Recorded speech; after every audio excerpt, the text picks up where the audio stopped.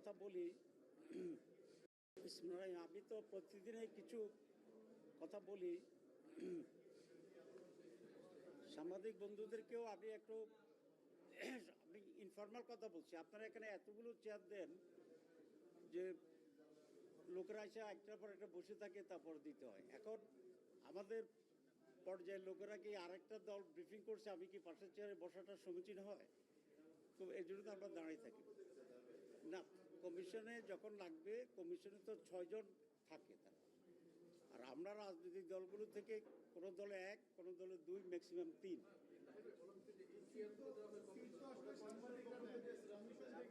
না, আমি বলছি কমিশন দেয় কেন, কমিশনে 6 জন আছে, তারা একসাথে বসে। তারপরে ম্যাক্সিমাম 3টে চেয়ার থাকলে একটা দল ব্রিফ করতে পারবে, কিন্তু এক দল ব্রিফ করার সময় যদি আরো 4 দল চতুর্দিকে এসে বইয়ে থাকে, আমাদের পক্ষে কি ঠেলাঠেলি ধাক্কাধাক্কি করা মানায়? তো এটা তো ঠিক না। আমি এটা অনুরোধ করব যে এখানে কমিশনের পরে যেন আর 3টা চেয়ার থাকে। এখানে আমি যারা এখানে কর্মকর্তা আছে তাদের দৃষ্টি আকর্ষণ করব। যেমন এক লাইনে 4 জন বসে আছে, তা আমি তো এটা বসতে পারবো না, আমি তো আমার মতো করে আসতে হবে। যাই হোক, বিসমিল্লাহির রহমানির রহিম। সম্মানিত সাংবাদিক বন্ধুরা, আসসালামু আলাইকুম।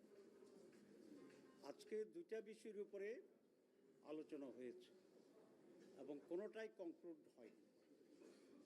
একটা হচ্ছে নারী আসন, আরেকটা হচ্ছে আমাদের আপার হাউস বা উচ্চ কক্ষ।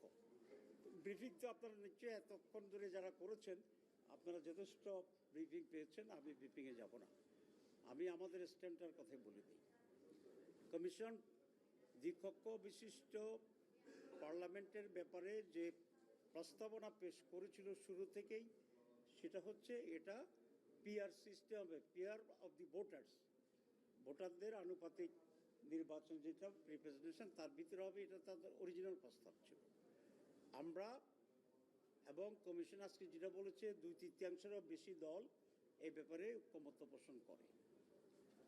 আজকে তারা একটু রিভাইজড আরেকটা প্রস্তাব দিয়েছে, কিন্তু অরিজিনাল যে পিআর সিস্টেমের যেটা, সেটাও দিয়েছে। তো পিআর সিস্টেমের যে প্রস্তাবটা আগেও ছিল, আজকেও দিয়েছে, সেটাই আলোচনা হয়েছে এবং সেখানে 2/3 এবং আজকে নতুন করে আরও 2-1টি দল এই পিআরের পক্ষে, পিআর বাই ভোটার্স, এটার পক্ষে মত দিয়েছে। আমরা খুব স্ট্রংলি এটার পক্ষে মত দিয়েছি এবং কমিশন বলেছে যে মতামতের ভিত্তিতে তারা আগামীকাল এই ব্যাপারে একটা সিদ্ধান্ত নেওয়ার জন্য চেষ্টা করবে। যদি কমিশন ইনসাফ করে, মতের রিফ্লেকশন ঘটাতে চায়, তাহলে অবশ্যই পিআরের পক্ষেই তাদের সিদ্ধান্ত আসতে হবে। এবং পিআর কেন দরকার এটা আমি আজকে ব্যাখ্যা দেব না সময় নেওয়ার জন্য। অনেক লোক এখানে আরও ব্রিফ করার জন্য দাঁড়িয়ে আছে। এটা আমরা আমাদের রাজনৈতিক প্ল্যাটফর্ম অন্যভাবে আমরা এই ব্যাখ্যা দেব, আমরা প্রচারণা করব। 2 নম্বর যেটা, সেটা হচ্ছে নারী আসনের ব্যাপারে। এখানে কমিশনের প্রস্তাব হচ্ছে নারী আসনে যে 50টি এখন সংরক্ষিত আছে, এটার পরিবর্তে 100টি নারী আসন তারা প্রস্তাব করেছে থ্রো ইলেকশন। আমরা নারী আসনকে 100তে উন্নীত করার ক্ষেত্রে আমাদের ঐকমত্য আছে। আমরা নারীরা 100 আসনে পাক আছে। পদ্ধতিগতভাবে আমরা বলেছি যে এটা পিআর সিস্টেমে ইলেকশনটা হইতে হবে, কারণ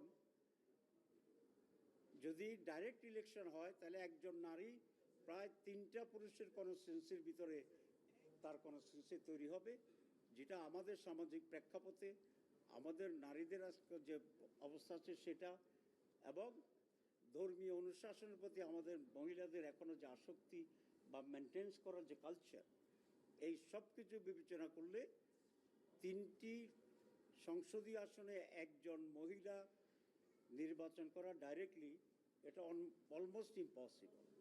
তো সেজন্য আমরা বলেছি এটাও পিআর সিস্টেমে হবে এবং 100 জন নারী ক্যান্ডিডেট হবে, টোটাল আসন সংখ্যা 400 হবে। এই পিআর পদ্ধতি নির্বাচনের শর্ত সাপেক্ষে নারীদেরকে 100 আসন উন্নীত করার ক্ষেত্রে আমাদের ঐকমত্য আছে। আপনাদের সবাইকে ধন্যবাদ। পিআর বাই ভোটার্স না, পিআর বাই ভোটার্স, ওইটাই প্রস্তাব, অরিজিনাল কমিশনের প্রস্তাব হচ্ছে পিয়ার বাই ভোটার্স। আর যদি পিয়ার বাই দি এমপিজ হয় তো তাহলে আপার হাউস তো লোয়ার হাউসের একটা রিপ্লিকা হবে। না উইমেন সিটির ক্ষেত্রে ওমেন্সদের ক্ষেত্রেও সেকেন্ড যে অল্টারনেটিভ প্রস্তাব কমিশনের যে 64টা ডিস্ট্রিক্ট এবং 12টা সিটি এটা- সেটার ক্ষেত্রে আপনাদের এটা আমাদের মত হচ্ছে এটা আলোচনার কোনো যোগ্যতায় রাখে না এই প্রস্তাব, এবং এটা অপ্রয়োজনীয়। সে আলোচনা এখনো হয়নি। আমরা এটাকে হাইলি আমি কন্ডেম করেছি শুরুতেই, কারণ ইলেকশন কমিশন একটা প্রস্তাব দিয়েছে, অর্ধেক আলোচনা হওয়ার পরে আরেকটা নতুন প্রস্তাব দেয়, এটা আরও বিভ্রান্তিকর। এই জন্য আমি টোটাল নতুন প্রস্তাবের ব্যাপারে বলেছি, একটা প্রস্তাবকে স্যাটিসফাইড করার পরে প্রয়োজন হলে অ্যানাদার অল্টারনেটিভ প্রস্তাব আনতে হবে। উইমেন সিটির পিয়ার বাই ভোটার্স আর উইমেন্সদের বেটাও পিয়ার বাই ভোটার্স। আচ্ছা স্যার, একটা প্রশ্ন, সেটা হচ্ছে যে আপনারা আপার হাউস পিয়ারের ক্ষেত্রে অনর, বিএনপি আপার হাউস পিয়ারের বিরুদ্ধে অনর। তো আজকে নিয়ে 6 দিন আলোচনা হইলো উচ্চকক্ষ নিয়ে, তো এটার তো কোনো সলভ হচ্ছে না, তাহলে এটা সলভ কি? কতদিন না, এটা সলভ তো হয়েছে। এখন কমিশন বলেছে যে মোর দেন 2/3 অলরেডি পিয়ার বাই ভোটার্স আপার হাউসে ঐকমত্য পোষণ করেছি। আমরা বলেছি আজকে যে এটার উপরেই যেহেতু মেজরিটি মোর দেন 2/3 ওপিনিয়ন আছে, এ ব্যাপারে আপনি একটা সিদ্ধান্ত নিতে হবে। আমরা 32টা দল, 31টা দল একমত, একটা দল দ্বিমত। তাহলে এটা কি বলবো আমরা? কনসেনসাস বলবো, একমত হয়েছে বলবো, না হয় নাই বলবো?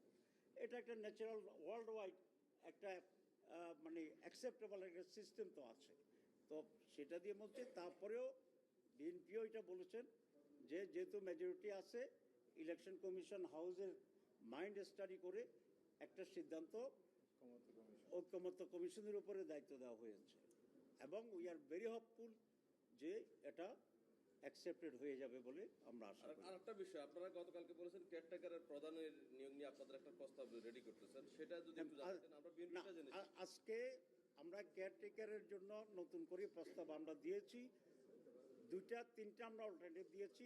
একটার কথা বলি, কারণ কেয়ারটেকারের যে বাছাই কমিটি, এটার গঠনের ব্যাপারেই সমস্যা। আমরা 3টা প্রতিষ্ঠানকে দায়িত্ব দিয়েছি স্থায়ীভাবে। একটা প্রতিষ্ঠান হচ্ছে প্রাইম মিনিস্টার, সেকেন্ড প্রতিষ্ঠান হচ্ছে লিডার অফ দি অপোজিশন, আর থার্ড প্রতিষ্ঠান হচ্ছে chief justice of the supreme court. এই 3জন মিলে বাছাই কমিটি হবে। সেই বাছাই কমিটি সরকারি দল থেকে 5 জন, বিরোধী দল থেকে 5 জন, অন্যান্য যে দল আছে পার্লামেন্টে প্রত্যেকটা দল থেকে 2 জন করে তারা নমিনেশন আহ্বান করবে, এবং এর ভিত্তিতে সেখান থেকে ঐক্যমত্যের ভিত্তিতে একজনকে বাছাই করবে। আমরা আশাবাদী, কেন? Chief justice highest judicial person, important person দেশের জন্য। আর 2 জনও খুবই রেশনাল লিডার, একজন প্রাইম মিনিস্টার হবেন, একজন ডেপুটি অপোজিশন লিডার হবে।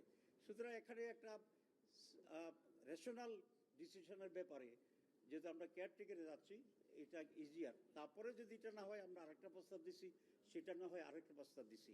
আমি সময় নিতে চাচ্ছি না, সবগুলো বললে আরও 5 মিনিট ব্যাখ্যা লাগবে। এটা আমরা আলোচনা হবে, আমরা আলোচনার পরে এটা আমরা চূড়ান্ত করব। কালকে আশা করি